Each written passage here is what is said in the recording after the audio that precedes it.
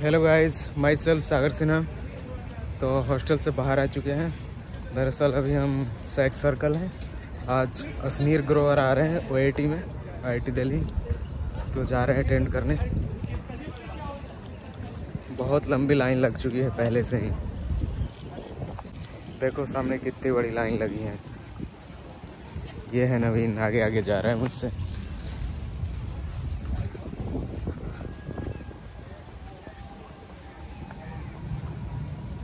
ये है नालंदा का क्रिकेट ग्राउंड, जहाँ बच्चे क्रिकेट खेलते हैं।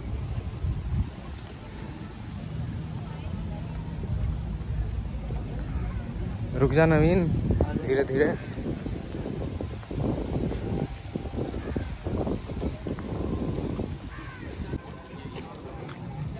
लाइन लगना पड़ेगा हमें भी।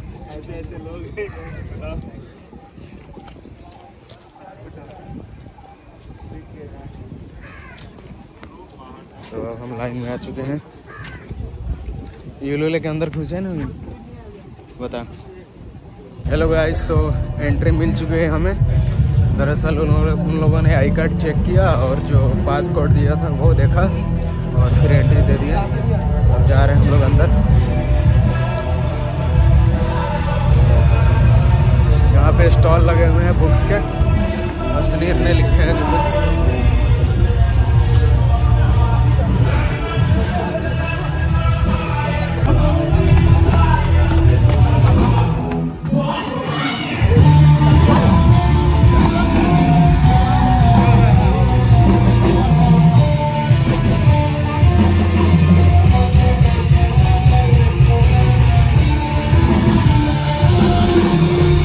काफी पहले आ चुके हैं हम लोग आज।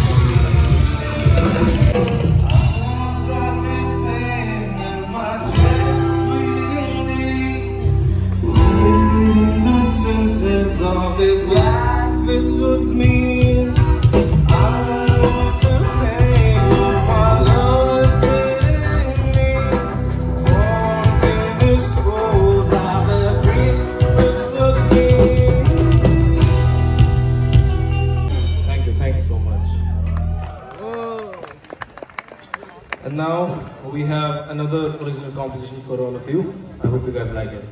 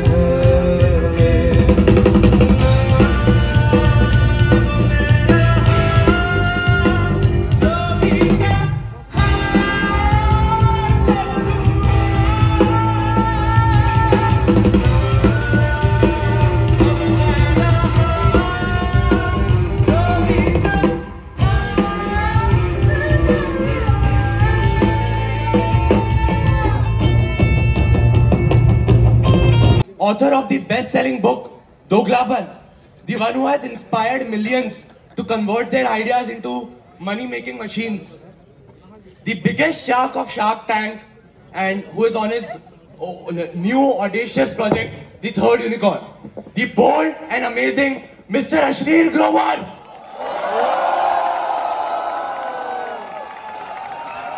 Huge round of applause, guys.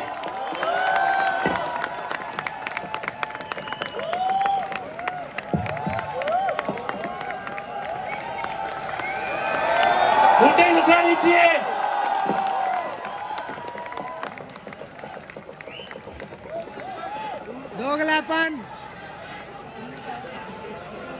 जोर से आवाज से आ रही। दोगलापन। सर, इतने सालों बाद कैंपस आके कैसा लग रहा है आपको? आवाज आ रही है? हाँ हाँ हाँ, ठीक ही लग रहा है। मतलब कि आप मैंने कोई मतलब वापस आने पे दूसरी डिग्री तो मिलती नहीं है। तो अच्छा ही लग रहा है। सबके मन में एक क्वेश्चन है सर, आपका हॉस्टल क्या था? शिवालिक भाई मैं डेज की था। अबे वो क्या होता है? तो तुमको अच्छा खाना नहीं मिलता तो मतलब मैं भी गंदा खाना खाऊंगा। पर अटैची था ना, क्या कुमाऊं से था अटैची। कौन है यहाँ कुमाऊं वाले? सर तो यहाँ पे आप आ रहे हैं, जैसे आप पहले ग्रेजुएट करके गए थे इसमें, अभी हमें पता चला आप ग्रीन पॉश में आए हैं यहाँ पे, एंड मतलब पूरे अभी आप इतने बड़े लाइक एंटरप्रेन्योर बन चुके हैं, इतने फेमस हो चुके हैं, तो एक वो आपको डिफरेंस क्या लग रहा है जब आप गए थे और अब आप यहाँ पे आए हैं उसमें? मतलब जब गए थे वैसी ही फटी रहती थी यार, समझ नहीं आता लाइफ में क्या होगा। अब दूसरी तरीके से फटी रहती है, ठीक है कि लाइफ में बहुत कुछ हो रहा है क्या है। नहीं यार, मतलब मैं इतना सोचता नहीं हूँ। मतलब मैं जब IIT से भी निकल के गया था तो हाई पॉइंट भी गया था, ठीक है। मतलब मैं 10 ही मार के निकला था, ठीक है। तो तब भी अच्छा ही लगता है यार, मतलब 10 ही मार के निकलो तो। और उसके बाद ये नहीं पता था एंटरप्रेन्योर बनेंगे। उस टाइम लगता था ठीक है IIM चले गए, IIM के बाद कुछ नौकरी कर लेंगे, उस टाइम ये पता था। But now when I look back कि लगता है कि कुछ ज्यादा ही कर लिया, इन द सेंस कि एंटिसिपेटेड नहीं था कि इतना करूंगा उस टाइम पे। तो यार इट्स ऑल गुड फन यार। सर हमने सुना है कि आप कुछ टाइम के लिए DR1 भी बने थे अपने IIT जर्नी में, उसके बारे में कुछ बताइए। साले तुम किताब नहीं पढ़ते हो सबके सब। मतलब जितना मगना था तुमने JEE के लिए मग लिया, उसके बाद खत्म सब। तो यार मेरी ना फर्स्ट सेमेस्टर में आई थी 7.3 SGPA। फिर मेरे में वो क्या बात है साले, सब सत्ती हो साले तुम सबके सब। तो मेरा एक दोस्त था, वो मेरे को बोलता है यार सत्ती में ना लाइफ में कुछ नहीं होने वाला। तो मेरे को भी लगा यार ठीक है सही बोल रहा, सत्ती में क्या ही होगा। बट उस टाइम क्या था कि JEE के लिए इतनी पढ़ाई कर ली थी कि फर्स्ट सेमेस्टर में वही नहीं था, मन ही नहीं था कि कुछ और करना है या और पढ़ना है। तो था कि ठीक है जो आ रहा है आने दो टाइप्स था। फिर थोड़ा संभला सेकेंड सेमेस्टर में तो नैली मारी, फिर नैली से नीचे कभी मारी नहीं, ठीक है। उसके बाद तो अब हुआ क्या, उस साले फर्स्ट सेमेस्टर के पाप रह जाते हैं, ठीक है। तो फाइनल जब मैंने फाइनल सेमेस्टर में 10 ही मारी तो मेरे हो गए आई थिंक 8.96 ऐसे कुछ हो गया, ठीक है। और जो डिपार्टमेंटल रैंक 1 था वो 0.02 से डिपार्टमेंटल रैंक 2 बन गया फाइनल वाले सेमेस्टर में, ठीक है। अब साले सब डिपार्टमेंटल रैंक 1 हरामखोर होते हैं एक नंबर के, ठीक है। तो उसने क्या किया, अब मैं तो 10 ही मार चुका हूं, मैं क्या करूं, ठीक है। मैं तो खुश हूं कि बॉस ले ली मैंने इसकी। वो भी पीछे से आके ले ली, और भी लोग।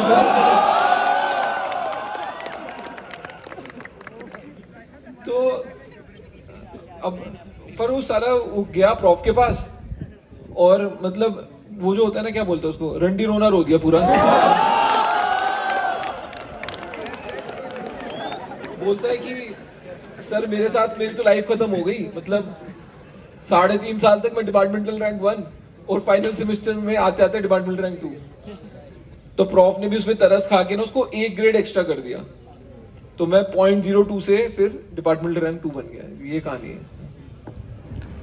सर आपसे बात करने में हम भूल गए कि हमें फेलिसिटेशन भी करना है, so we would like to begin the felicitation. So to welcome our very special guest, we have our professors who will be felicitating Mr. Ashneer Grover. We have Professor Narayan Kurur, Ashok Kumar Patil, Professor Promit Chaudhary, and Professor P.K. Panigiri. We'd please like to invite them on stage. Huge round of applause गया, तालियां बजाया है।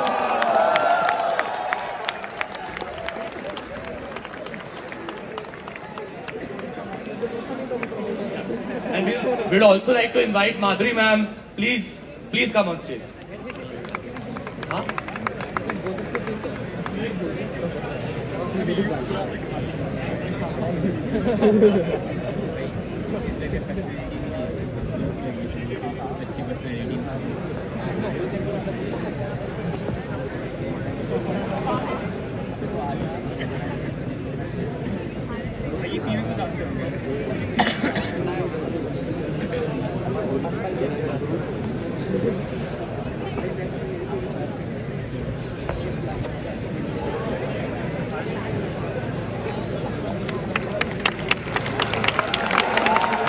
तालियां बजाते रहो guys.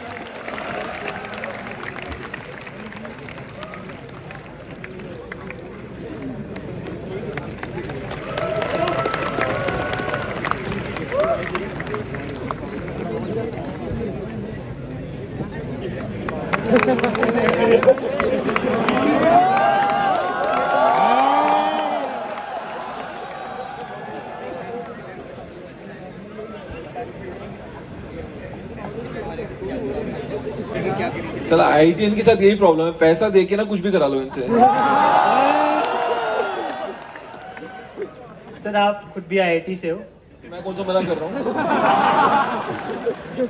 आप जल्दी कर, इसके बाद मेरे को शादी में जाके नाचना है। सर आप ये बताओ, आप IITians की इतनी उड़ाते क्यों?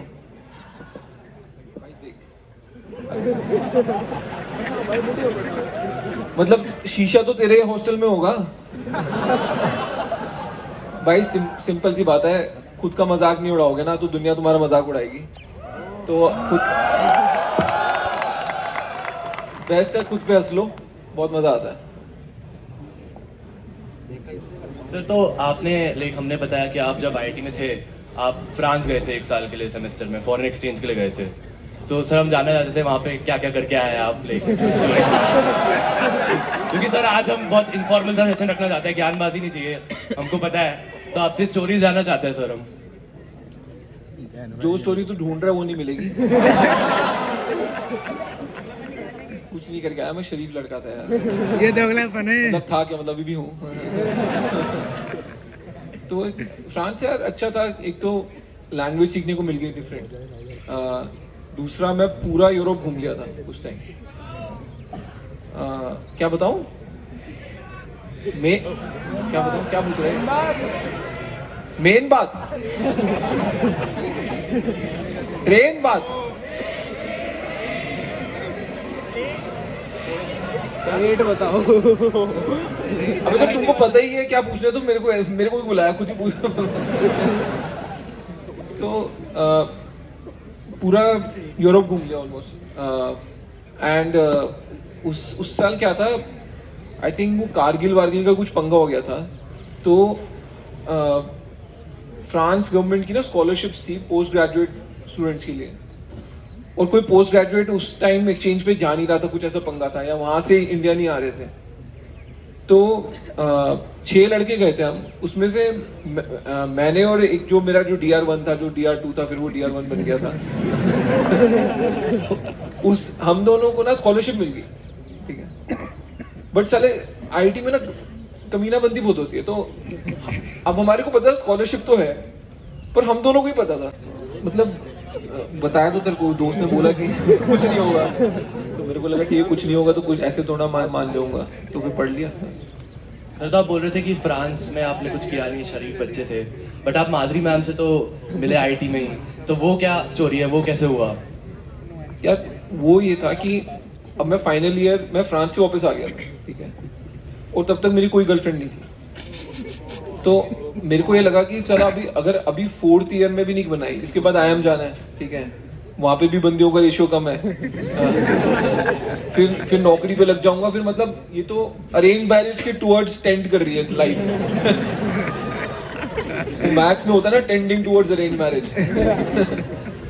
तो मेरे को लगा ये ऐसे तो नहीं हो सकता। तो फिर मैंने करियर लॉन्चर ज्वाइन करा कैट की तैयारी के लिए। और करियर लॉन्चर में एक तो सामने वाला था SDA में, अभी भी है क्या वो, पता नहीं, मेरी गाड़ी खुलने गया तो पूरे दिल्ली में तो करियर लॉन्चर जो ईस्ट ऑफ कैलाश का था ना, वहां पे बंदियां बहुत टोट आती थी। तो मैं और मेरे दोस्त ने ईस्ट ऑफ कैलाश वाला करियर लॉन्चर ज्वाइन करा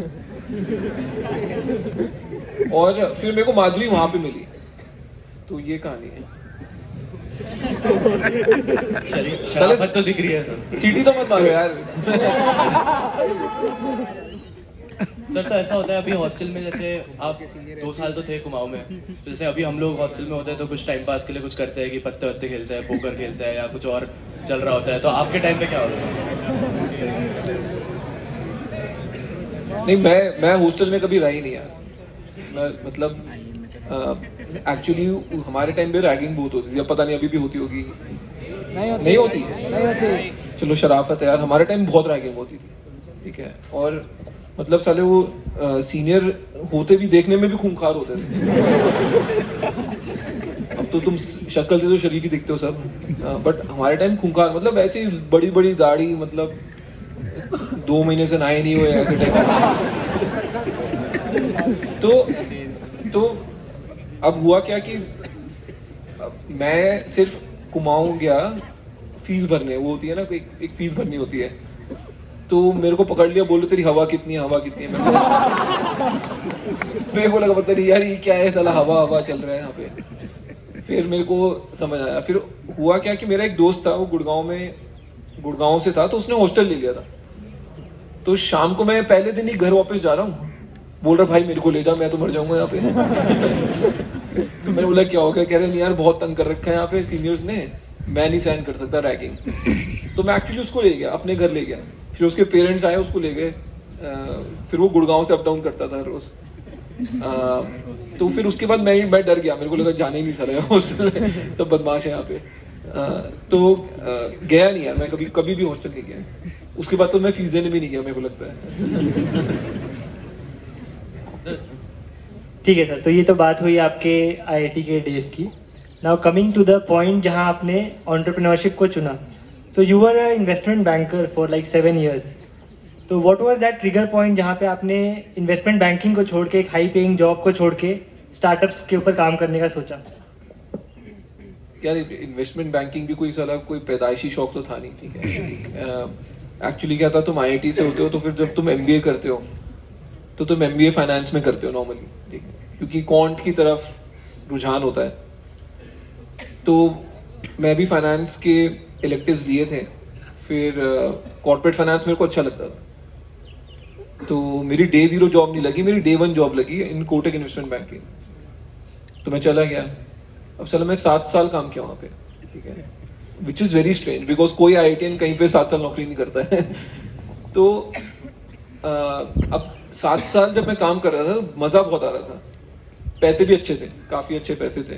मतलब उस टाइम की सैलरी के हिसाब से अच्छे पैसे मिलते थे। बट एक काम कितने टाइम तक कर लोगे? तो 7वें साल तक आता था, मैं बहुत बोर हो गया कि कुछ नया करते हैं। तो फिर मैंने झक में ही छोड़ा, मतलब लिटरली, कि ऐसा कोई रीजन नहीं था कि मैंने कोटक क्यों छोड़ा। एक ये था, वो बॉम्बे बुला रहे थे, मैं साला दिल्ली वाला हूँ, मेरे से होता नहीं बॉम्बे, ठीक है। ऐसा कुछ नहीं है अभी दिल्ली में, मतलब मैं दिल्ली से हूँ इसलिए मेरे से नहीं होता था बॉम्बे।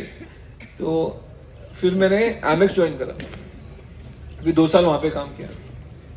तो मेरे को एंटरप्रेन्योरशिप में खींच के गया अलबिंदर। तो अलबिंदर ढींसा जो ब्लिंकिट या ग्रोफर्स का फाउंडर है, मेरे बैच में ही था, सिविल का ही था। तो उसने जब ग्रोफर्स शुरू करा तो मेरे को बोलता है पैसे रेज कर दे। तो वो एमेक्स में ऑफिस आता था, मैं बैठता था बिजनेस प्लान पे, फिर उसको कनेक्ट करता था VC से।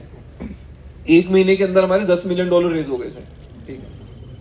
फिर अलबिंदर मेरे को एक दिन बोलता है, साले मेरे को तो पता भी नहीं 10 मिलियन का करना क्या है। बिजनेस प्लान तो तूने बनाया था, अब आके कर ले। तो मेरे को लगा चलो ठीक है कि दोस्त भी है, जानता भी हूँ, और अभी नहीं करूंगा तो कब करूंगा। तो मैं तो 9 साल के बाद एंटरप्रेन्योरशिप में कूदा इन दैट सेंस। एंड हाँ, वो बेसिकली जितना भी सीखा एंटरप्रेन्योरशिप वो ग्रोफर्स में सीखा। और अलविंदर उससे पहले दीपिंदर के साथ काम करता था, दीपिंदर जोमेटो वाला। हंसने की क्या बात है भाई।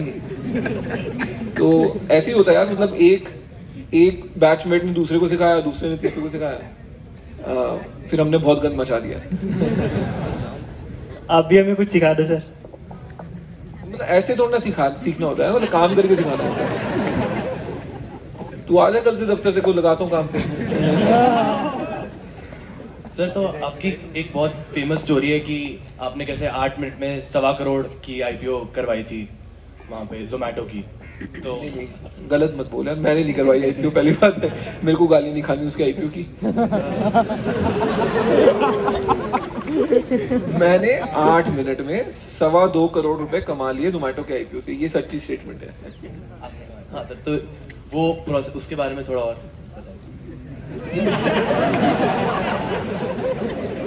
भाई एक कहानी कितनी बारी सुनाऊं, इनकम टैक्स वाले भी बोलेंगे साले तूने कितने बारी 2.25 करोड़ कमाए। नहीं यार, उसमें सी दिप्पी मेरे को वैसे बंदा सही लगता है कि उसमें ना वो है, फाइट है अंदर। तो अब जब जोमेटो का आईपीओ हो रहा था तो जोमेटो का सीएफओ जो बंदा था वो भी मेरे को सही लगता था, अक्षांत गोयल। वो मेरा जूनियर था कोटक में, ठीक है। तो मेरे को लगा यार ये बंदा आईपीओ निकाल रहा है, दिप्पी में मेरे को विश्वास है, तो इस पे तो पंट खेलना बनता है। अब हुआ क्या, एक ना कॉन्सेप्ट होता है आईपीओ फाइनेंसिंग का, अब वो खत्म हो गया है, बट एक एचएनआई फाइनेंसिंग का कॉन्सेप्ट होता था। उसमें क्या है कि आप 5 रुपए रखो, बैंक आपको 95 रुपीज लोन देगा और 100 रुपए की एप्लीकेशन लग जाएगी। तो मैंने 5 करोड़ रुपए रखे, कोटक से 95 करोड़ रुपीज का लोन लिया 1 हफ्ते के लिए, ठीक है। अब 10% के हिसाब से कुछ 20-25 लाख के बीच का इंटरेस्ट अमाउंट बनता है। तो वो 20-25 लाख रुपए मैंने कोटक को दे दिए, ठीक है, इंटरेस्ट दे दिया। अब वो 100 करोड़ रुपए की एप्लीकेशन लग गई मेरे नाम से आईपीओ में। आईपीओ हो गया ओवर सब्सक्राइब 33 टाइम्स, 30-33 ऐसे ही था। तो मेरे को 3 करोड़ रुपए के शेयर्स मिल गए और कोटक के 95 वापस चले गए, और मेरे भी 5 जो थे 3 करोड़ के शेयर मिल गए, 2 करोड़ रुपए मेरे को वापस आ गए।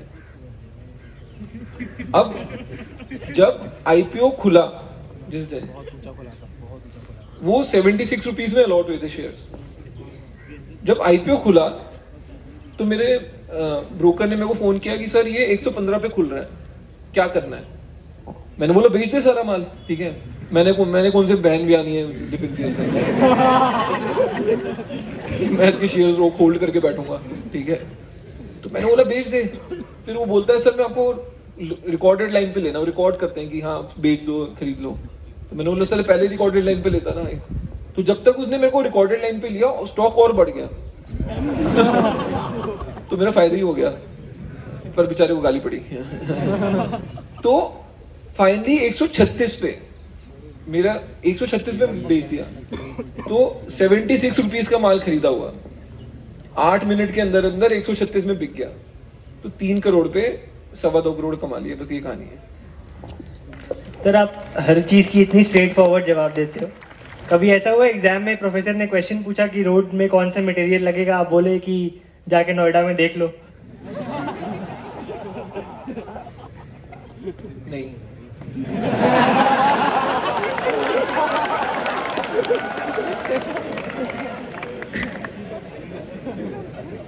आपके बॉसेस आपसे कैसे डील करते थे जब आप जॉब कर रहे थे? बॉसेस कैसे डील करते थे? तो यार बॉस नॉर्मली ठीक थे सारे बॉसेस। एक्चुअली सब बॉसेस को ये तो पता था कि मैं उनसे ज्यादा शाना हूँ। तो मेरे को अब वो मेरी गुड बुक्स में ही रहते थे नॉर्मली, कि उनको लगता है साले एक दिन हमारे ऊपर आके ना बैठ जाए। नहीं अच्छे बॉसेस थे यार, मतलब मेरे को सबसे सीखने को मिला है। एंड मजे करता था यार मैं तो, मतलब काम में मजा आना बहुत जरूरी है, ठीक है। बहुत ही क्लीशे सी चीज लगती है, बट एक टाइम के बाद ना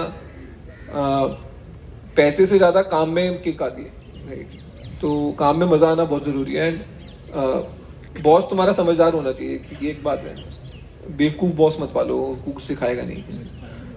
सर तो यूजुअली एंटरप्रेन्योर सक्सेसफुल तो होते हैं, बट मतलब बहुत कम इतने लाइक फेमस होते हैं। आप देख रहे हैं आज आप आए हैं, पूरा हमारा ओपन एयर ऑडिटोरियम भरा हुआ है, और मतलब ऐसा आपका एक ये जो चार्म है यंग ऑडियंस को बहुत ही ज्यादा वो लगता है। तो ऐसा क्या किया है आपने सर कि यंग ऑडियंस इतना ज्यादा आपको मानती है, और इतने आपके मतलब जब भी आ रहे हो इतनी वो मतलब कुछ नहीं यार, मैं हर रोज फेयर एंड लवली लगाता हूँ। मेरे को भी नहीं पता यार, मतलब सी मैं आई थिंक कुछ लोग ना सीधा बोलना बंद कर दिया, तो या लोगों को सीधा सुनने की आदत नहीं रहेगी, तो कोई सीधा बोलता है तो उनको अपील करने लग गया। ठीक है, मैं ऐसे ही था यार, मतलब एटलीस्ट मेरे को ये पता है कि लास्ट 3-4 साल से मैं ऐसे ही था। ठीक है, तो जो मेरे से प्राइवेटली पहले वैसे भी डील कर चुके हैं उनके लिए कोई नई बात नहीं थी। बट वही होता है यार, अगर तुम टीवी पे चले जाओ ना तो फिर फेमस हो जाते हो। मेरे को लगता है ये कहानी है। अब मेरे में क्या अपील कर गया वो जनता को पता है, मेरे को क्या पता। But I am not complaining.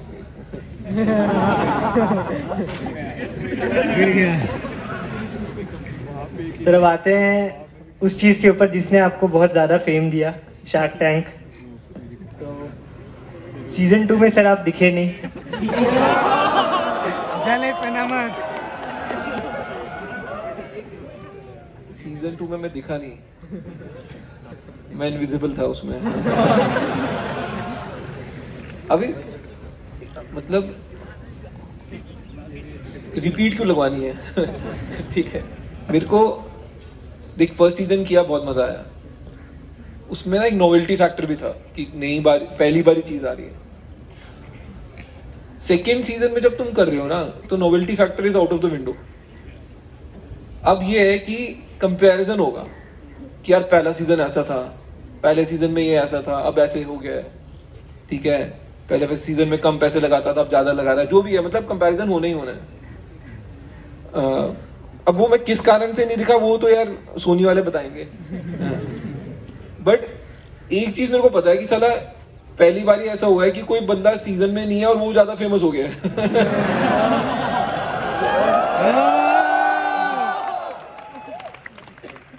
मतलब मेरे इंस्टाग्राम फॉलोअर्स बढ़ गए यार, मतलब जब से सीजन शुरू हुआ है। एंड मैं सोच रहा हूँ कुछ तो गड़बड़ है। तो मैं बुल्सफ्री नाम की एक कंपनी है उसका फाउंडर हूँ, और अभी मैं शार्क टैंक में गया था, वहाँ पे मुझे डील भी मिली। अमन और पीयूष ने डील दिया। बट वो एक जो एसेंस होता है शार्क टैंक का जिसके लिए लोग देखते हैं, विच इज़ जब कोई एंटरप्रेन्योर वहाँ आया है और अश्नीर उसके सामने बैठे हुए हैं, वो वाला डर नहीं आया वहाँ पे। तो ये सोच रहा है कि मैं इसको शार्क टैंक के बाहर भी पैसे दे दूंगा, कुछ नहीं मिल रहा है। मतलब मैं शार्क टैंक पे नहीं हूँ, इसका मतलब ये नहीं मैं बेवकूफ हो गया हूँ। ठीक है। सर हमने इनफैक्ट पोस्ट में भी देखा शार्क टैंक के, लोग कमेंट्स में लिख रहे हैं कि ब्रिंग बैक अश्नीर। तो ऐसा कुछ आपका प्लान है आगे, कभी आप दोबारा कंसिडर करेंगे? नहीं।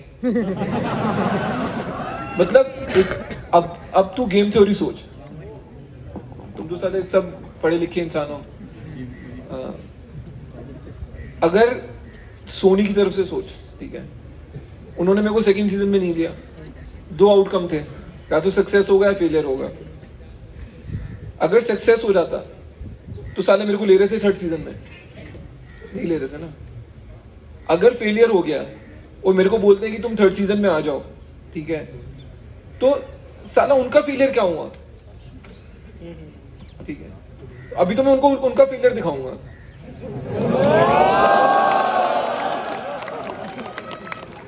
बस सवाल ही नहीं उठता, मतलब मेरे पाँव के नीचे से निकल जाए ना तब भी ना जाऊं मैं। सर तो ऐसे आप काफी ज्यादा आपके वन लाइनर्स के लिए फेमस है। आपने शार्क टैंक में एक बार बोला दोगलापन और वो इतना फेमस हो गया। फिर आपने बुक भी लिखी दोगलापन से ही नाम की। तो सर उसके बारे में थोड़ी चर्चा करनी थी आपसे सर, कि आपकी जो बुक है उसके बारे में और आप बताएं कि क्या मोटिवेशन आई आपको कि चलो अब ये लिख देते हैं। यार मोटिवेशन में नहीं निकली, मैंने खुंदक में लिखी है किताब। मतलब लिटरली खुंदक में लिखी है। तो मैंने किताब रखी अप्रैल और आधा में मेरे को यूएस जाना था। मई में, और मेरे को टारगेट था कि साला उससे पहले किताब खत्म करके जाऊंगा। अब मैंने तो किताब लिख ली, पब्लिशर की फट लगी, ठीक है, पब्लिशर बोल रहा है ऐसे कैसे लिख सकते हो। मैंने बोला भाई मेरी ऑटोबायोग्राफी है, मतलब मैं जैसे मर्जी लिखूंगा। अब वो बोल रहे हैं आपने इसको चूतिया कैसे बोला।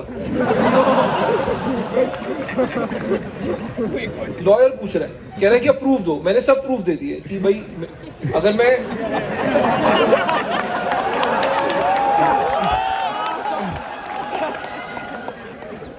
अरे गलत चीज हो गई, बस सुन लो पहले। अब वो मेरे को बोल रहे हैं आप ये बताओ कि आपके लाइफ में ये इवेंट हुआ, आप इसका प्रूफ दो। मैंने दे दिया, ठीक है। अब बोल रहे कि ईमेल दो, हमको अपने आप को लीगली कवर करके चलना है, सब कुछ दे दिया। बट अगर मैं कोई बोल रहा हूँ कि कोई इंसान बेवकूफ है, मैं उसका प्रूफ कहां से लाऊं यार। तो मैं 5 महीने मेरे को लग गए लोगों को ये समझाने में कि भाई वो बेवकूफ है, मैं बोल रहा हूँ। कल को वो कोर्ट जाएगा, मेरी लायबिलिटी है, ठीक है जी। समझ ही ना है, उनके मोटी बुद्धि है सब। तो मतलब मेरी बुक ना 5 महीने से लेट आई है मार्केट में, और मतलब जून जुलाई तक तो प्रूफ रीड भी हो चुकी थी। सिर्फ ये वकीलों के चक्कर में ना बस, हाँ जी ये कैसे कर दिया, वो कैसे कर दिया, उसी में टाइम निकल गया।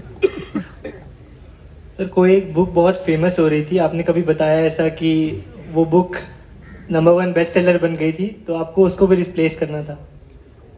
नहीं यार देख, मेरा फंडा सिंपल है कि या तो कुछ मत करो, ठीक है, करना है तो नंबर 1 काम करना है, boss, nothing in between, right.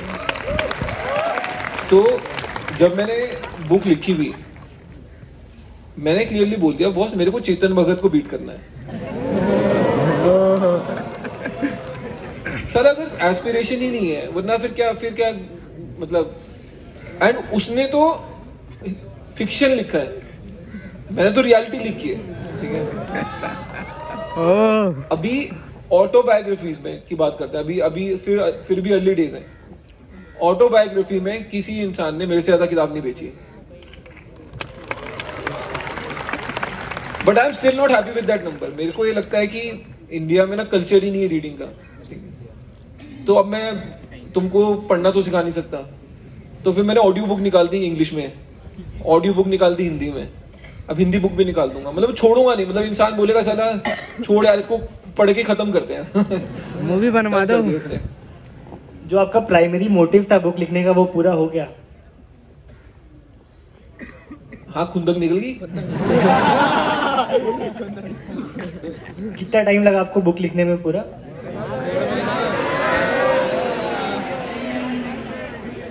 इसको ना बहुत प्यार है अपनी आवाज से, बोलता ज्यादा है सुनता कम है। तो हम बात कर रहे थे लाइक आपके वन लाइनर्स की और दोगलापन, जैसे आपने नाम दिया बुक को, वैसे ही आपकी आपने नई कंपनी भी चालू की है, उसको आपने नाम दिया है थर्ड यूनिकॉर्न। सर तो आपकी नई कंपनी, आप किस चीज के बारे में हम जानना चाहते हैं? आप आईटी आप क्या है यहाँ पे? यार देख, वो थर्ड कंपनी किस बारे में है वो तब पता चलेगा जब वो कंपनी ऐसा कोई प्रोडक्ट निकालेगी विच इज मार्केट वर्दी, ठीक है। मेरे को ये लगता है कि हाँ ठीक है, मेरा एक पर्सनल ब्रांड है, तो मैं कुछ भी प्रोडक्ट निकालूंगा उसके अराउंड एक इंट्रीग होगा, ठीक है, तो लोग ट्राई कर लेंगे, बट वो मेरी मार्केटिंग स्ट्रेटेजी नहीं है।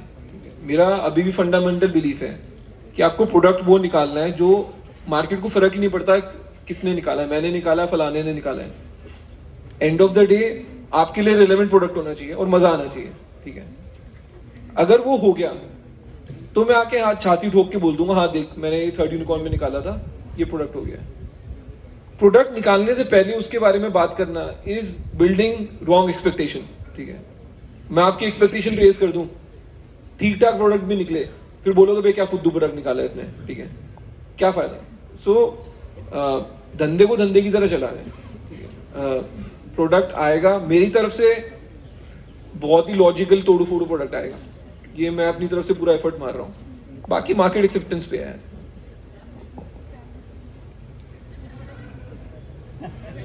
सर तो आपने नाम ही रख दिया अभी थर्ड यूनिकॉर्न, तो आपको कॉन्फिडेंस है कि पहले राउंड में ही मतलब इतनी फंडिंग रेज कर लेंगे? यूनिकॉर्न वैल्यूएशन पे नहीं, क्या नाम में क्या है मतलब वो ऐसे तो 106 यूनिकॉर्न है, तेरे को पूरा कॉन्फिडेंस है 106 की 6 बच जाएंगी।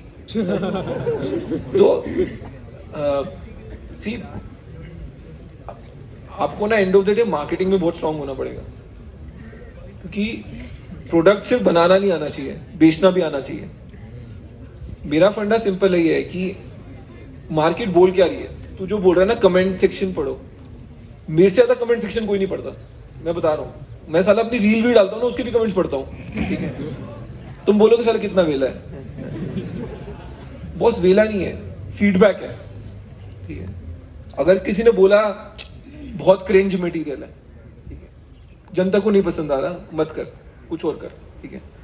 तो मार्केट आज की डेट में इंटरनेट आपको डायरेक्ट फीडबैक दे रहा है हर चीज का, उसको लेना सीखो। तो जब मैं भारत पे से बाहर आया, अब लोग बोल रहे हैं अरे आपने 2 यूनिकॉर्न बनाए, तीसरी कब बना रहे हो, ठीक है। हर कोई ये पूछा तीसरी कब बना रहे हो, मैंने बोला ये ले साले अभी ले थर्ड यूनिकॉर्न प्राइवेट लिमिटेड। तो मजे लेने चाहिए भाई दुनिया के। सर आपने यूनिकॉर्न्स बना लिए, बुक भी लिख दी, हमने ऐसा सुना है आपका पॉलिटिक्स में जाने का भी प्लान है।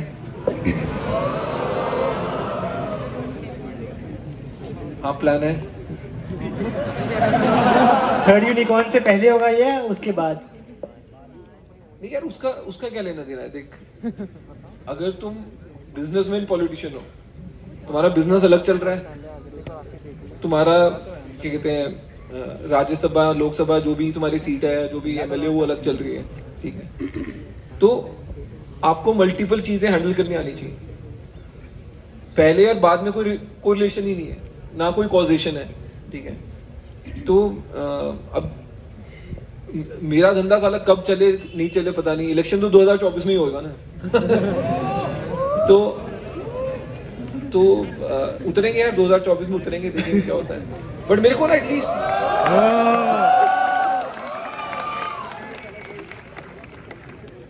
मतलब अब मैं जीतूं हारूं मेरे को नहीं पता, because politics is a very different ball game. मैं लॉजिक वाला बंदा हूं, वहां पे लॉजिक कम चलता है। हाँ बट मतलब फाइट बड़े मजेदार होगी, जिसके साथ भी होगी। तो जैसे आपने बताया कि आप हर चीज के लिए टॉप स्पॉट के लिए ट्राई करते हो, तो यहाँ भी आप पीएम कैंडिडेट बनोगे?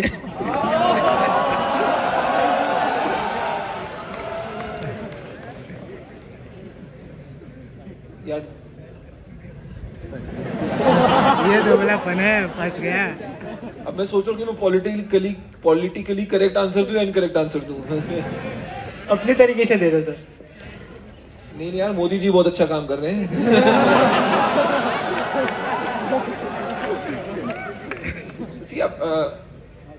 अभी पहले सीधा तुम प्राइम मिनिस्टर नहीं बनते ना यार, पहले तो किताब लिखते हो, फिर वो किताब बेस्टसेलर होती है। तो पहले तुम एमपी बनते हो, ठीक है। मेरे को यह कि एमपी बनने का ख्वाब रखो, उसके बाद अगर काम ढंग का करोगे तो पहुंच जाओगे यार जहां पहुंचना है। तो वही पाथ पे हो मैं अभी वो पाथ पे नहीं हूँ, अभी मैं थर्ड यूनिकॉर्न बना रहा हूँ। 2024 में जब इलेक्शन आएंगे तब देखेंगे। अबे वो क्या 2024 में इलेक्शन साले जी, तुम जो कर रहे होते ना, तुम भी जाके वोट नहीं डालते बात।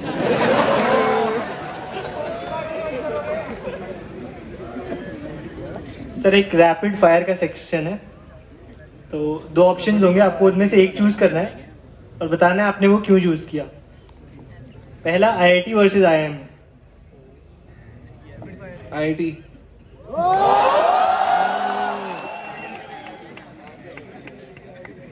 चूज इसलिए नहीं किया कि मैं यहाँ बैठा हूँ, ठीक है। मैं साला आईएम जाके भी आईआईटी बोलता। उसका रीजन ये है कि मेरे को समाव ना आईएम वाला जो फेज है ना, मेरे दिमाग में घुसा ही नहीं। मतलब मेरी किताब भी पढ़ेगा ना, आईएम के बारे में कुछ नहीं लिखा हुआ है इसमें। एंड मेरे को इसलिए नहीं लिखा मैंने क्योंकि मेरे को वहां के बंदे ही नहीं समझ आए। मतलब डे 0 नौकरी के ऊपर ही नहीं उठ पा रहा हर कोई। मतलब कुछ सीख लो, कुछ कर लो, कुछ इंक्विजिटिवनेस होनी चाहिए, कुछ नहीं था वहां पे, सबको नौकरी करनी थी, ठीक है। तो मेरा जनरल बिलीफ है, मैंने ज्यादा फन किया आईआईटी में, ठीक है, और मेरी मेमोरीज भी ज्यादा आईआईटी की है, इसलिए। दिल्ली के लौंडे और बाहर के लौंडे।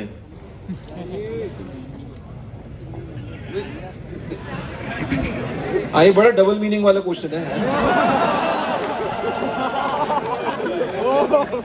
दिल्ली के बाहर। अब मैं तो कोई कहानी सुनाता हूँ, सुन। एक बहुत फेमस फाउंडर है, मैं नाम नहीं लूंगा, तो वो भाई साहब गए अहमदाबाद। अब वो साउथ का बंदा है, उसको इंग्लिश आती है कम, तो बहुत सारे लोग आए, ठीक है, तो उसने उनको एड्रेस करने के लिए, उसके दिमाग में वर्ड नहीं आ रहा था कि लोग का क्या वर्ड होता है, और वो उन लोगों में ना मेल्स बहुत ज्यादा थे, मतलब प्रीडोमिनेटली मेल ही थे ऑडियंस में, तो वो अपने दिमाग में वर्ड ढूंढ रहा है लौंडे।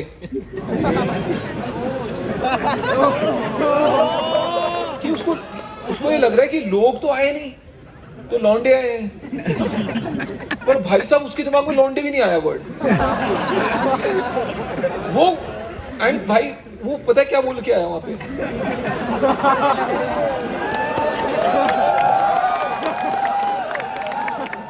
वो उनको बोल के आया, आप सब लोड़े आए।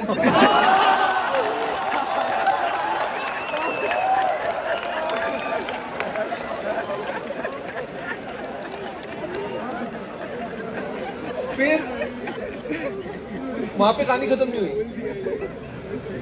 फिर शार्क टैंक वालों ने उसको कांटेक्ट किया कि सर आप आ जाओ हमारे शो पे। उसके पीआर वाले ने बोला मैं नस काट लूंगा अपनी।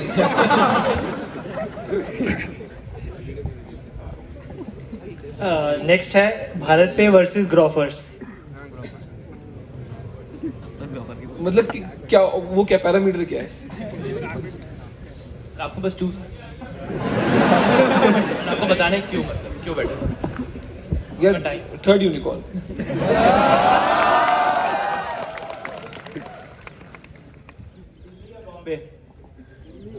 ये तो बहुत ही वो है यार, मतलब ये तो करण जोहर टाइप क्वेश्चन है।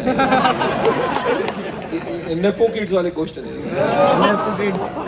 ऑफ कोर्स दिल्ली यार, मतलब इसमें ऑप्शन ही क्या है? मनी या पावर? मतलब ये एक्सक्लूसिव चीजें कब से हो गई?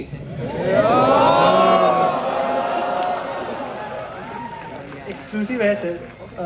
पॉलिटिशियंस के पास बहुत पावर है, मे बी उनके पास उतना पैसा नहीं है, मे बी। इसने जेई कैसे क्लियर किया है बताओ?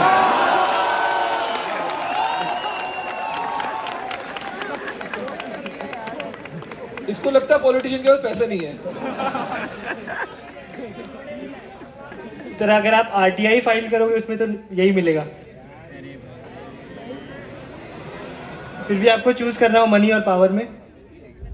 मेरे को दोनों चाहिए, मैं क्यों चूज करूं? एक्सक्लूसिव चीजें नहीं होती यार। चलो सर ठीक है।